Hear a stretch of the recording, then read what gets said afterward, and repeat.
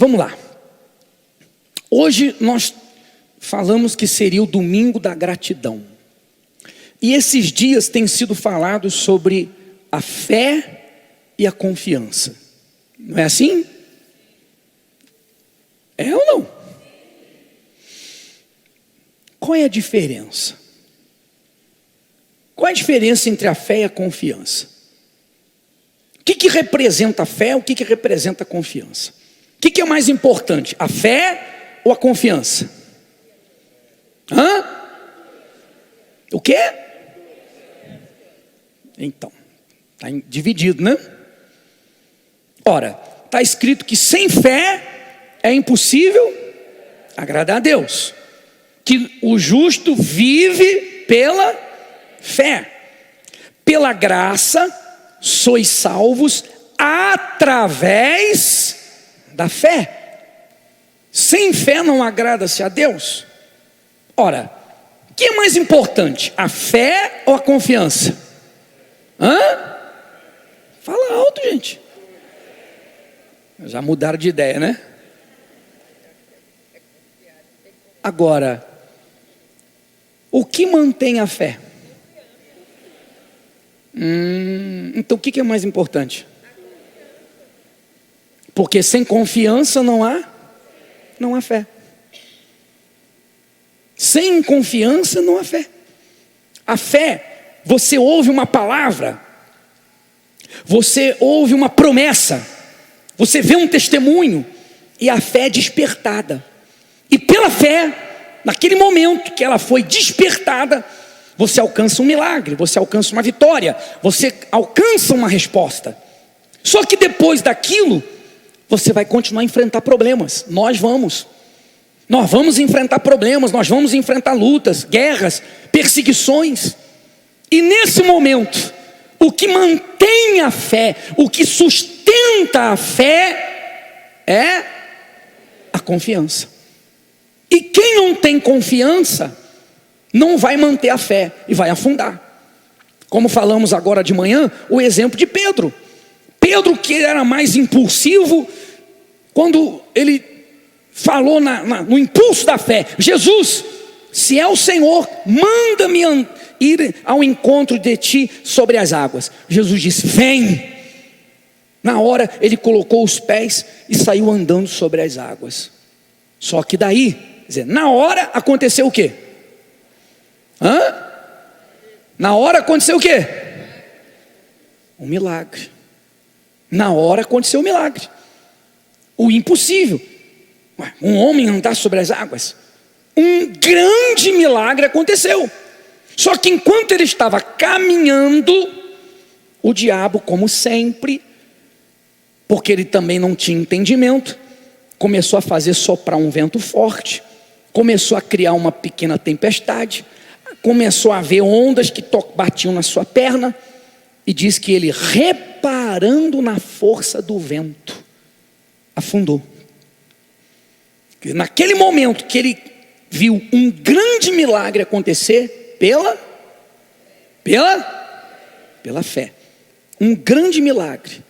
Durante a caminhada, faltou a confiança, e ele afundou. Então, para a gente chegar até o fim da vida, que em nome de Jesus não vai demorar muito, para a gente chegar até a vinda do Senhor Jesus, ou se quem partir antes, andando sobre as águas, de pé, vencendo, para que isso aconteça, nós precisamos da confiança. Como ter confiança? O primeiro passo é você entender a palavra de Deus. O primeiro passo é você crer nessa palavra. Preste atenção, por favor. É isso que muda a sua vida. É isso aqui que muda a tua vida, hein? É isso aqui. Para ter confiança, primeiro, é você raciocinar com a palavra de Deus. Fé inteligente, não emocional, não racional. Você se baseia, se apoia, decide, reage pelo que está escrito, não pelo que você acha, pensa. Muito menos pelo que a igreja ensina.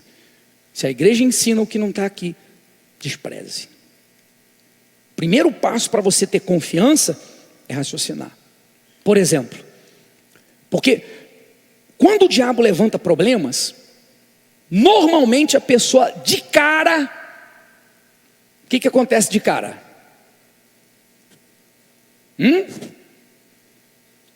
A pessoa sente. A pessoa o quê? Sente medo, dúvida, ansiedade, desespero. Alguma coisa ela vai sentir. De cara. Quer dizer, Pedro sentiu o vento que começou a ficar forte. Sentiu a água que começou a bater. Reparou naquilo. Quer dizer, ele sentiu e olhou. Sentiu e deu atenção. Quando a pessoa sente e se entrega ao sentimento, eu estou falando esses sentimentos nocivos. Quando ela sente e se entrega ao sentimento, ela fica cega. O sentimento emburrece. Então você vê que muitas pessoas no sentimento entregaram a vida a outro, que depois foram traídos, espancados e até mortos. Outro dia eu estava falando de uma dentista, que é uma pessoa estudada, uma pessoa culta, que se entregou a um rapaz agressivo, e o pai dizia: minha filha, esse rapaz não te merece, esse rapaz é isso, é aquilo, ele usa droga. Não, pai, mas eu amo ele. E um dia ela apanhou dele, e o pai: minha filha, esse rapaz, você não precisa disso. Não, pai, ele vai mudar. E naquela semana ele matou ela. Por quê? Porque ela não só sentiu. O sentimento é uma desgraça quando ele está longe da inteligência. Quando a pessoa só sente e se entrega ao sentimento sem um raciocínio, ela desgraça a vida dela. Então ela fica cega. Então Pedro não raciocinou, porque ele falou: Senhor, me mande ir contigo. Jesus deu a condição de Pedro ir aonde? Até Jesus. Não era só para andar, pisar, era para chegar até Jesus. Então quando ele sentiu e viu, não, mas Jesus falou que eu vou até ele, então eu vou chegar até ele. Quer dizer, ele não pensou, na hora que veio sentimento. Então ele perdeu a fé naquele momento. Não houve confiança porque não houve raciocínio na palavra. E você vê que isso é tão forte que Pedro era um nadador, ele era pescador profissional, sabia nadar. E ele ficou tão cego, tão angustiado, tão desesperado, que ele esqueceu até que ele sabia nadar. E Jesus teve que agarrar a mão dele para ele não morrer ali naquele momento. E assim são os religiosos. A maioria dos religiosos vive por aquilo que sente, emoção. Sofrem pelo que sente, sofrem pelo que não está sentindo, que acha que deveria. Eu não sinto fé, eu não sinto isso, eu não sinto Deus, eu não sinto perdão. Vive sofrendo. Sofre antecipadamente pelo que está vendo que vai acontecer. Então é um inferno, é um inferno. Então, quando você aprende a raciocinar na palavra, você enfrenta um problema, uma guerra, uma luta. Peraí, mas o que está escrito? Não é o que diz o bispo, não é o que diz a igreja, não, o que está escrito? O que Deus fala sobre isso? Então você pensa na palavra, você raciocina na palavra. Então você confia na palavra, você confia no caráter de Deus. Por exemplo, para aqueles que se entregam, ele disse: estarei com você todos os dias. Quando? Até a consumação dos séculos.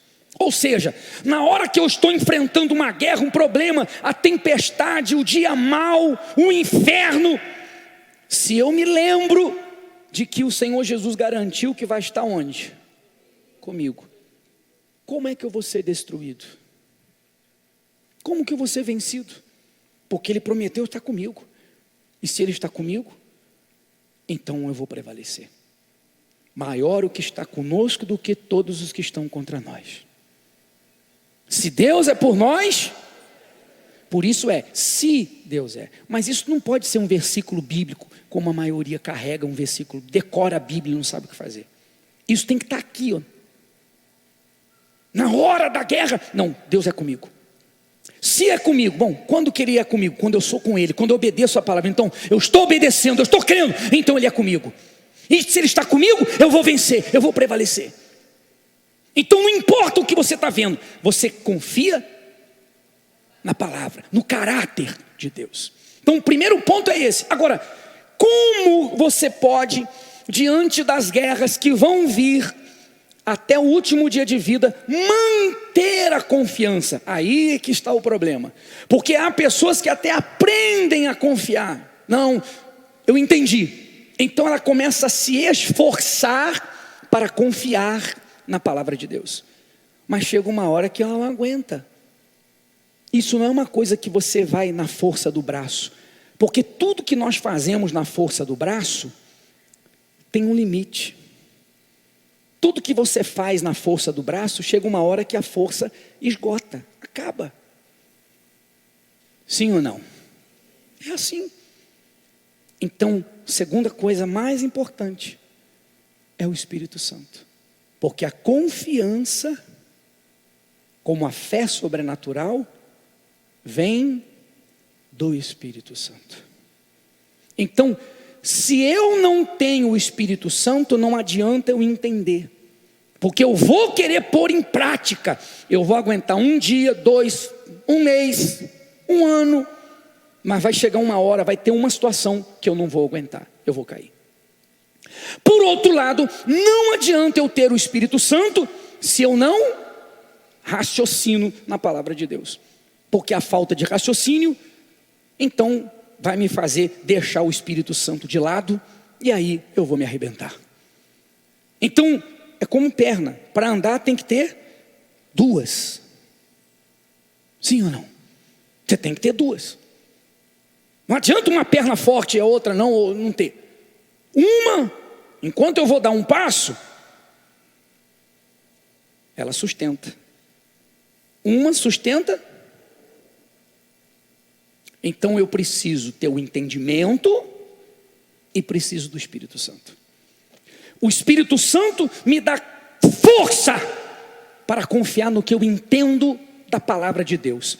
A palavra de Deus me dá condição de recorrer ao Espírito Santo por aquilo que está escrito. Está sendo claro, gente? Então o apóstolo Paulo, ele falando sobre isso, ensinando a igreja sobre isso, ele diz assim, lá em 1 Tessalonicenses: orai sem cessar. O que é isso? São 2 formas de orar sem cessar. Primeiro, sem cessar, sem parar. Então tem aquela pessoa que ela começa orando, falando com Deus, quer dizer, crendo em Deus. Mas aí, diante do problema, ela para. Quantas pessoas fizeram um propósito? Não, eu vou fazer os 7 domingos do fogo. Pegaram a cartela para trazer o nome e já quebraram. Cessaram, pararam. Porque choveu, porque deu tempestade, porque acordou mal, acordou doente, porque acordou e teve uma briga em casa, porque o carro quebrou, por algum motivo cessou, parou. Tem gente que está aqui hoje, mas quebrou 5. Cessou, parou. Então a primeira orientação de Paulo: orai, quer dizer, tudo que nós fazemos tem que ser sem cessar. Tudo quanto vier à mão para fazer, seja conforme toda a tua força. Tem muita gente aqui, tem muitos aqui, e você já ouviu com certeza pessoas dizendo que o dia que acordou doente, que acordou e teve uma briga em casa com um familiar que não é da fé, o dia que ela levantou no dia mau, naquele dia que hoje eu não vou para a igreja, por isso, por aquilo. Mas não, a pessoa raciocinou: não, meu voto é com Deus, eu não posso quebrar. Naquele dia que algo aconteceu que era para ela não vir, foi aquele dia que ela alcançou uma grande vitória. Quem aqui teve essa experiência? Levanta a mão, alto. Olha aí, quantas pessoas. Porque o diabo sabe que você está para alcançar. Então ele também coloca todas as forças para você parar antes de alcançar. Deus está dando, você que está deixando passar. Então quando a pessoa raciocina na palavra de Deus, ela já tem esse entendimento. Quem já entendeu isso e tem o Espírito Santo, quando acontece alguma coisa, um problema, uma porta se fecha, alguma coisa, a pessoa já diz, graças a Deus, vai arrebentar. Se o diabo se levantou, se esse problema aconteceu, eu tenho certeza que uma grande vitória está vindo. Então aquele problema não abate, porque ela usa inteligência. Aquele problema não abate, aquele problema não desanima. Ela fica mais forte, porque ela tem certeza que algo grande vai acontecer. Sim ou não? Mas quem não raciocina e não entendeu, quando se levanta um problema, o dia mal, ela prostra. Ela, meu Deus, reclama. Por quê? Ó vida, ó céus, ó dia. Caim. Abel vem, que sol maravilhoso. E vem Caim, que sol desgraçado que está queimando a gente. Caim, é isso aí. Se torna uma pessoa amarga, ingrata, reclamenta. Existe reclamenta? Então existiu agora. Está ficando claro? Então você vê que a fé, pessoal, é uma coisa que trata do dia a dia, da prática. Fé não é decorar a Bíblia, fé não é uma religião, uma cerimônia. Fé é uma prática diária. O justo viverá pela fé, é a vida. Então vai vendo, se você tem errado nisso, para você consertar hoje, você pode mudar a sua vida hoje. Se não está errando, já está com entendimento para a hora que vier o dia mal, você está pronto para combater e para vencer. Amém? Porque isso acontece. Você vê que o Espírito Santo, através de Paulo fala aos Efésios, que temos que estar prontos, revestidos da armadura de Deus para o dia mal. Mas não é para pode bater, não, é para vencer o dia mal. Porque ele disse, o dia mal vai vir, mas vocês vão vencer? Vencer o quê? Tudo. E depois de vencer tudo, permanecer inabalável. Então, principalmente na Igreja Universal, quando a gente está sempre mostrando essa fé, testemunho, as pessoas se empolgam e pensam que elas vão sair arrebentando tudo e vencendo sem parar. Então, uma coisa é nós termos vitória sempre. Outra coisa é não ter problemas. Porque você só pode ter vitórias quando há um problema. A bênção só vem quando o diabo quer trazer maldição. Deus reverte, Deus transforma. Não existe luta, vitória sem luta. Então uma coisa é você estar consciente que vai ter dia mal e que você vai vencer. Outra coisa é você, como as igrejas evangélicas na maioria, é aceitar com resignação. É a aprovação de Deus. É diferente. Então, primeiro, eu não posso parar. Então eu vou em frente, acabou. Fiz um propósito com Deus, é voto com Deus, não é com a igreja, eu vou enfim. Segundo, orar sem cessar, quer dizer dia e noite. Como que eu posso orar sem cessar? É aqui, ó. Não é só dobrar os joelhos ou abrir a boca e falar. Porque para Deus, os nossos pensamentos são palavras. Você está pensando alguma coisa agora, bom ou mal, você está aí rebatendo ou aceitando, Deus está ouvindo. Para Deus não é pensamento, quem está do teu lado não ouve, mas Deus está ouvindo.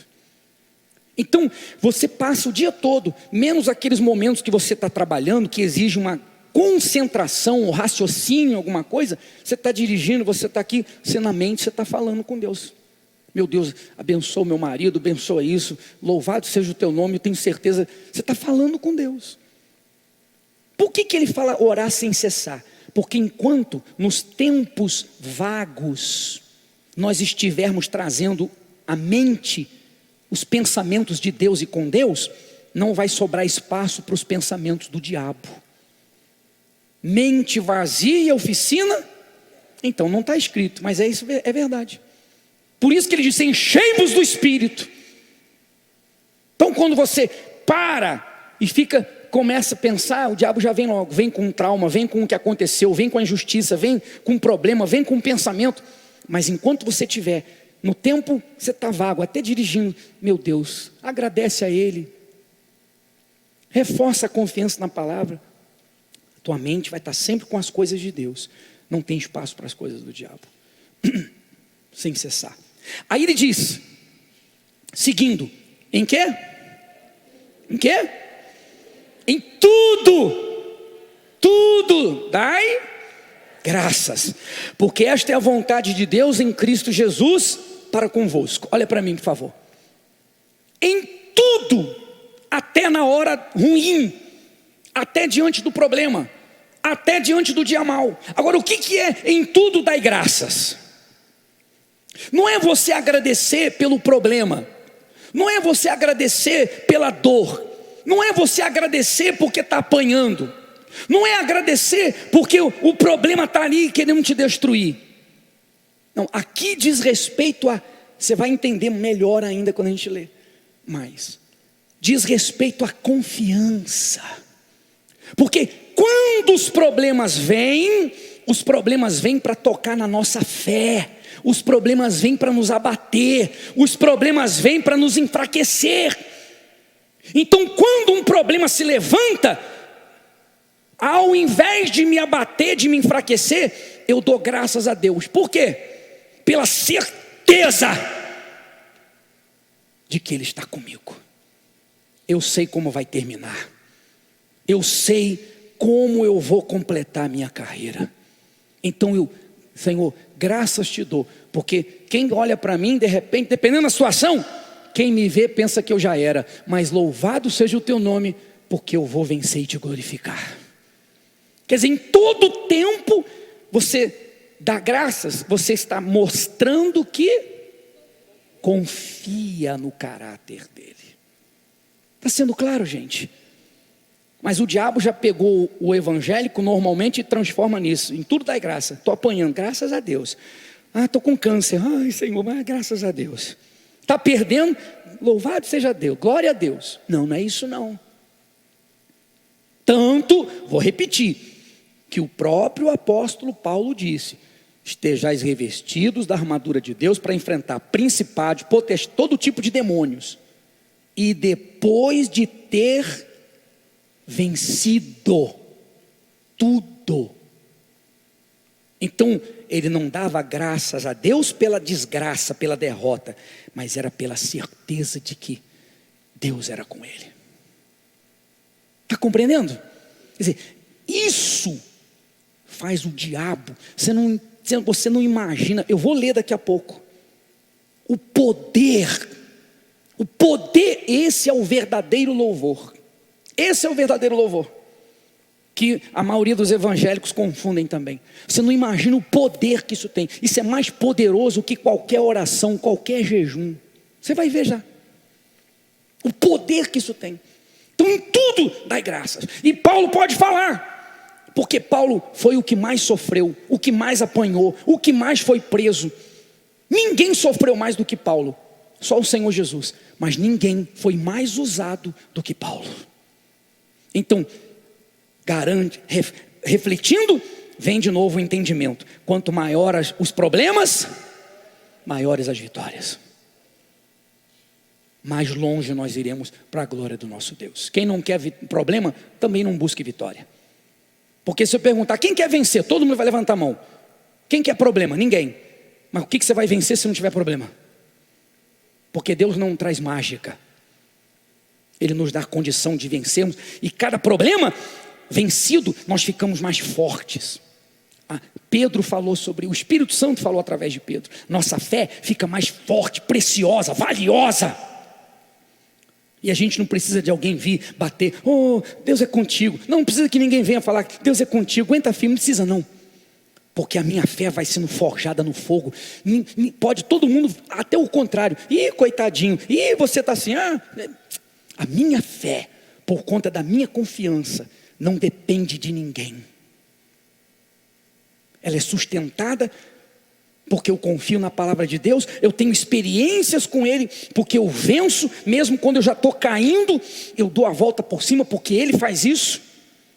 Então eu vou ficando cada vez mais forte, porque eu estou tendo experiências com Deus, com a palavra de Deus. Amém? Então, se os outros estão vencendo ou caindo, não importa, porque eu tenho experiência com Deus. É o que você tem que ter. Eu não estou falando de mim literalmente, também, mas é isso que você tem que entender. Então, as guerras nos fazem mais fortes. Qual igreja, sem querer puxar sardinha para a brasa ou desmerecer, mas é um fato. Qual igreja pode falar com autoridade de perseguição? Qual igreja pode falar? Você está sendo perseguido? Confia. Quem foi mais perseguido? Quem foi mais? E até hoje é. A gente pode mostrar o que for. Na quarentena agora, só aqui no DF, foram quase mais de 50 mil toneladas de alimentos, fora no Brasil todo. Não adianta nada. Deixaram de falar mal da gente? Deixaram nada. Ele pode mostrar testemunho, pode mostrar o que quiser. A gente tem trabalho com os policiais. Inclusive, se você tem algum familiar policial, você policial, qualquer federal, qualquer um. O pastor Francisco, que tem o grupo que cuida, que trabalha só com os policiais. Tem policial estressado, com problema, até psicológico. Então ele está ali dando palavra, está ali pronto para atender, pronto para ajudar. Então, se você quiser fazer parte do grupo, procure ele depois. Então nós temos trabalho em tudo quanto é lugar. Mas não adianta. Isso não vai mudar a opinião que as pessoas têm da Igreja Universal, porque é espiritual. Mas isso faz diferença? O mundo fala bem ou fala mal, faz diferença? Não, quanto mais o mundo, quanto mais a mídia, quanto mais criticam, perseguem, fake news, quanto mais fazem, mais a igreja. Você sabe as épocas que a igreja mais cresce? As épocas de perseguição. Todas as épocas que a igreja mais cresceu foram as perseguições. Porque tem que se cumprir isso aqui. Então, meu caro, se você quiser fugir da guerra, da luta, do deserto, você está fugindo da bênção. E você vai ser sempre fraco. Vai estar sempre precisando dos outros. Bispo, o senhor está mais perto de Deus do que eu. Me perdoe, mas... Então, em tudo. Aí ele diz, não extingais o Espírito, maiúsculo Espírito Santo. Ou seja, quando a pessoa faz o contrário disso, ela apaga o Espírito Santo. Deus nos dá o Espírito Santo. O que é o Espírito Santo? Então ele vem com a fortaleza, entendimento, conhecimento, as 7 manifestações do Espírito de Deus. Ele vem com poder. Então quando eu enfrento um problema, e o Espírito Santo está em mim, e eu rejeito ele, eu não busco o conselho dele, eu não busco dele o que fazer, eu quero que os outros me digam o que fazer, eu não busco dele, eu não recorro ao Espírito Santo para que ele me faça fortaleza, para que ele me dê essa confiança, eu me entrego logo ao desânimo, à tristeza. Então eu estou ofendendo o Espírito Santo. Ele me foi dado para que eu recorra a ele, tenha poder, seja guiado por ele, vença para a glória de Deus. Aí eu deixo ele de lado, me entrego aos sentimentos, então estou ofendendo o Espírito Santo. Então ele sai, se apaga. Então Paulo está dando a direção. Mas vamos terminar. Aí provavelmente o próprio Paulo fala sobre o Senhor Jesus. Olhando para Jesus, também os hebreus estavam enfrentando guerras, e Paulo disse, olhando para Jesus, o autor e consumador da nossa fé, o qual, pelo quê? Pela alegria que estava, o que ele fez? Suportou a cruz, desprezando a vergonha, e está assentado à direita do trono de Deus. Ou seja, Deus propôs ao Senhor Jesus, se você morrer na cruz, você for o Cordeiro de Deus que tira o pecado do mundo, se você tomar o cálice da maldição, eu te ressuscito dos mortos. Seu nome vai estar acima de todo nome na terra, no céu, debaixo da terra, no inferno, em qualquer lugar. E todo aquele que chegar a você, que se render a você, vai ser salvo e vai vir para nós.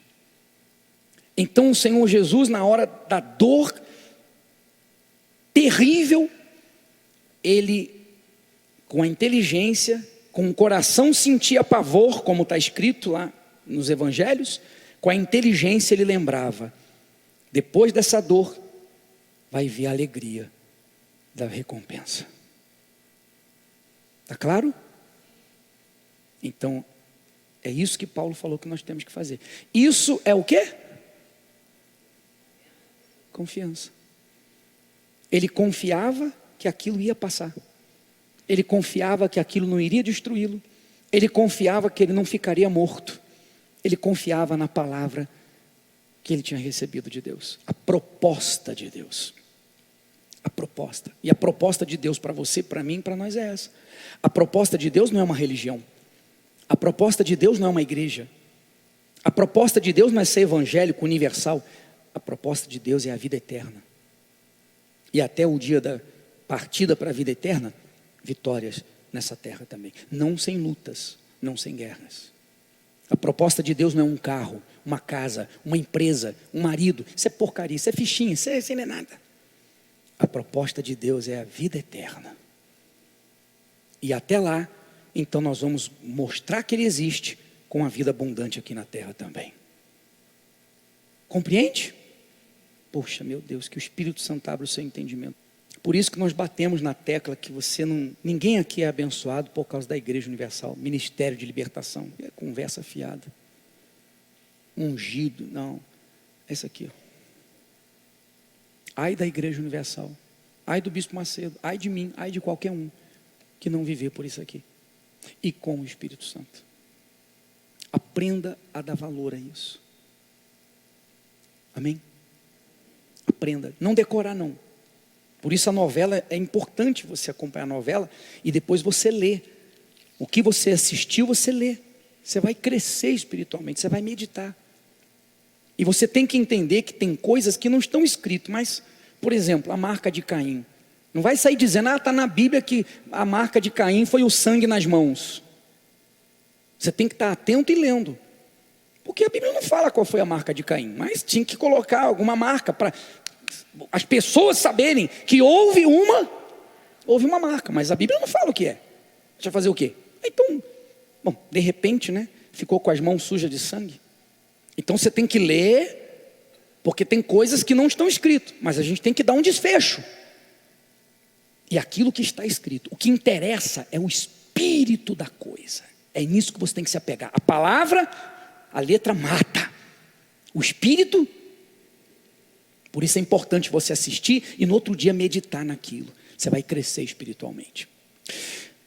Para a gente encerrar, esse Paulo que nós estamos falando para você entender, para você crescer, para você ser forte, para você ter esse ano o melhor ano da sua vida. Se o ano passado for o melhor, ele vai ficar no chinelo diante do que vai acontecer nesse. O mundo vai piorar, vai porque Jesus está voltando, não tem jeito. A desgraça tem que imperar para o anticristo aparecer. Paulo, houve um dia que Paulo, por conta da fé no Senhor Jesus, ele foi preso e chicoteado com vara. Eram as sessões de chicoteamento, eram 39 chicotadas, 39 chibatadas. Nesse dia, Paulo foi chicoteado com vara. Você já pensou? Sujeito cheio de ódio com uma vara na mão, igual vara de pescar, que é para machucar mesmo, fina. Então Paulo, no mínimo, ele tinha 39 grandes feridas nas suas costas. Porque 39 vezes ele foi chicoteado. Sem contar as vezes que a vara pegou num corte aberto e abriu mais ainda. Então Paulo estava ali sangrando, as costas arrebentadas, de novo, porque várias vezes aconteceu com ele. E aí então, diz o texto sagrado, e lhes segurou o quê? Os pés no tronco, ou seja, um tronco. E aí colocava lá o pé do sujeito e colocava o tronco em cima. Imagine, ele estava com as costas rasgadas e com os pés no tronco. Ele não podia deitar assim, porque não virava. Ele não podia deitar de bruço. Então ou ele deitava ou ele encostava na parede as costas que estavam rasgadas. Dá para imaginar? E tudo porque ele estava falando de Jesus. Agora você vai ver o poder que tem o louvor verdadeiro. Porque outro engano que o diabo colocou nas igrejas é o louvor emoção, sentimento. O louvor emoção é o que mais cresce no mundo, começando nos Estados Unidos, onde a igreja está falida e está acabando. Porque louvar a Deus não é você cantar e se emocionar e chorar ou sentir alguma coisa. Isso não é louvor, isso é emoção. Porque todos os cantores aí fora produzem emoção. Se a pessoa vai para um show de música romântica, provavelmente vai ter música que ela vai chorar. Sim ou não? Se vai para um outro tipo de música agitada, mesmo que ela não dance, mas no mínimo ela começa assim. Não, dá euforia. Então louvor não é cantar e sentir, isso não é louvor. Isso não é louvor, isso é emoção. O que é louvor? O louvor, ele vem da alma e da certeza, da confiança. Por exemplo, a pessoa às vezes canta, canta que Ele é o Senhor, que é o Deus do sobrenatural, rompendo em fé, vou vencer o sobrenatural, vou mover o sobrenatural. Aí ela sai do louvor, aí vem aquele problema. Então o que ela cantou é verdade? Não, porque ela não raciocina, ela sentiu emoção, mas ela não está vivendo aquilo. Na hora da H, cadê o vou mover o sobrenatural? Cadê o vou romper pela fé? Não tem, não existe. Pelo contrário, vem a depressão, cadê o rompendo em fé? Cadê o mover o sobrenatural? Não, é isso mesmo, aguenta, é assim, vem um monte de desculpa. Oh, Senhor, te amo, te adoro. E às vezes acaba o show gospel, vai para um motel. Mente, adultera. Isso é louvor? É emoção. Isso aqui é louvor. Preste atenção. E o poder que isso tem. Por isso que eles dizem, o louvor liberta. Mas você tem visto as pessoas louvando sendo libertas? Pelo contrário, eu não falo isso para ofender, para criticar. Eu falo isso para você pensar. Tem muita gente aqui que é até líder de louvor, mas tem que vir aqui. Porque o louvor não está quebrando cadeias. O seu louvor não está quebrando correntes. Porque o seu louvor é emocional. Mas se você aprender a louvar da forma bíblica, você não sabe o poder que isso tem. Paulo estava todo rasgado, sentindo dores, e 25, pela meia-noite, Paulo e Silas oravam e cantavam hinos a Deus, enquanto os presos, olha para mim por favor, meu Deus, misericórdia, tem gente olhando no relógio aí, mas pode continuar? Eu não posso deixar de falar o que tem que ser falado, me perdoe. Quem está apressado. Os presos estavam vendo Paulo sangrando e ouvindo o que ele estava falando e cantando. Então, Paulo com certeza estava falando com Deus, mostrando sua confiança em Deus. E certamente dizendo, podem me rasgar, podem me matar, o Senhor é o meu Deus. Como Abacuque, ainda que as árvores frutíferas não deem seus frutos, ainda que o rebanho não dê sua criação, ainda que tudo esteja dando errado, eu me alegrarei em ti. Ou seja, eu não te sirvo pelo que o Senhor tem para dar, eu te sirvo pelo que o Senhor é, pelo que já deu, pelo que já fez. Pegou o espírito da coisa? Podem matar, podem deixar preso, eu continuo adorando o Senhor, Deus da minha salvação. Quer dizer, confiança. Ele sabia, você vai ver, eu já vou ler. Ele sabia que aquilo era por causa da sua fé em Deus e que ele não ia morrer daquele jeito, naquele momento. Só quando chegasse a hora dele. Então, estava ali cantando, adorando o que ele confiava, o que ele cria. Ele não estava ali numa emoção. Então, quando você canta, por isso que a gente fala, quando você for cantar, quando for cantar um hino, não é para emocionar, é para você não tem palavras para falar com Deus o que você quer, então, através do hino, a gente fala com Deus o que a gente não tem palavras para falar. Então, a gente faz daquela letra as nossas palavras, com a alma, seja na confiança, seja o hino que fala de entrega, seja o que for, aquilo é um meu voto com Deus, não é um momento que eu me emociono, é um momento que eu faço um voto, uma confissão de fé ao meu Senhor, amém? Se não for assim, não é louvor. Louvor não é para sentir, é para fazer Deus sentir, se podemos dizer assim, que somos com Ele, que cremos nele, que confiamos nele, que o pecado não vai nos seduzir, que o dia mau não vai nos abater, que não importa o que estejamos vendo, nós continuamos confiando e sabemos aonde vamos chegar. Esse é o louvor verdadeiro. E quando você louva a Deus com entendimento, isso sim destrói as cadeias do inferno. Isso faz o diabo quebrar os dentes, rangendo os dentes de dor e de raiva. Porque tudo que o diabo traz de problemas é para tocar na fé, é para desanimar, é para enfraquecer, é para entristecer, ficar emburrado com Deus, ficar em conflito. E quando, ao invés de entristecer, enfraquecer, a gente louva com verdade, com sinceridade, então o diabo, o tiro sai pela culatra.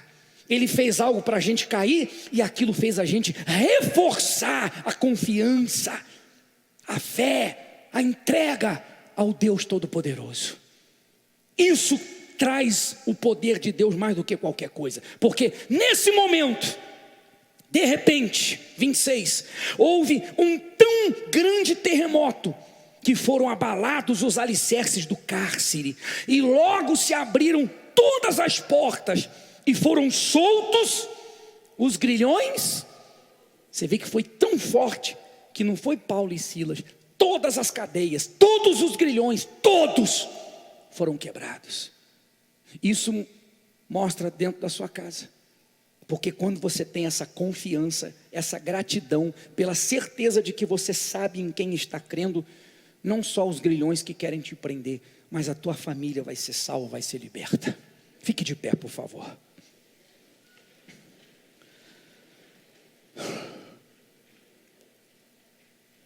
E aí Paulo disse para Timóteo, falando das guerras, das lutas, das perseguições: por esta razão sofro também estas coisas, mas não me envergonho, porque eu sei.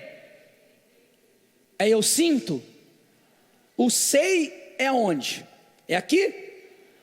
O sei é aqui. Razão, inteligência.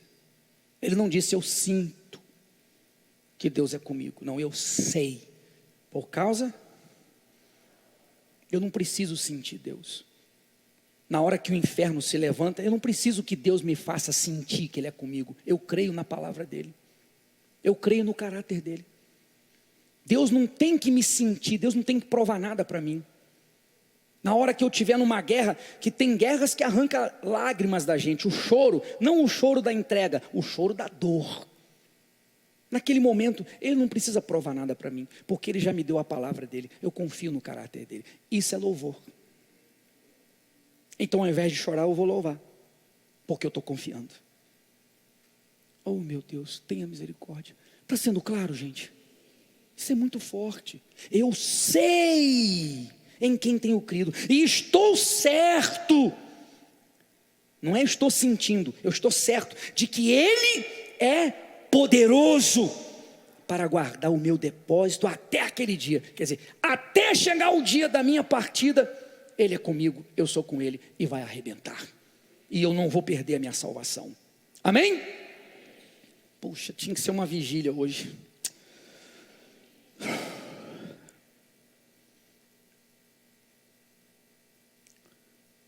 O salmista disse: aquele que sai chorando, levando a semente para semear, voltará com cânticos de júbilo, de alegria, trazendo a colheita. Então você vê que, confiança.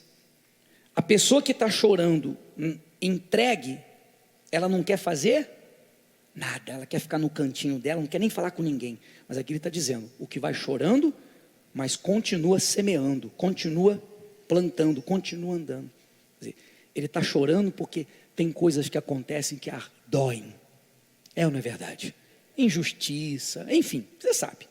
Tem coisas que doem, arrancam lágrimas, mas não fazem a gente se entregar àquela dor, porque confia.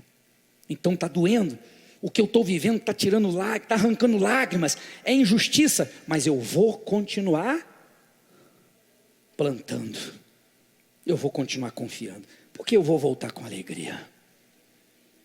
Ah, meu Pai, transforme o porquê do diabo. Eu quero orar por você que quer fazer isso aqui.